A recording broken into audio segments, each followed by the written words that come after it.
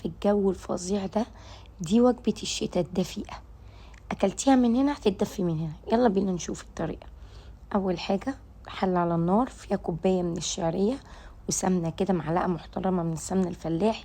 قلبي قلبي وشوحي، وأول ما تاخد في اللون الدهبي الجميل ده ربع كوباية من السكر، وقلبي تاني وضيفي بقى المية المغلية وحطيها وغطي عليها وسيبيها تستوي. تعالوا بقى نعمل الكرك.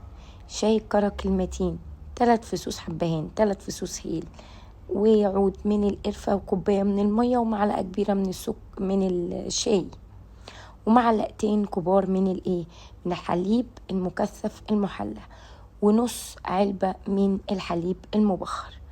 بس كده، غلو على النار، صبي وكلي.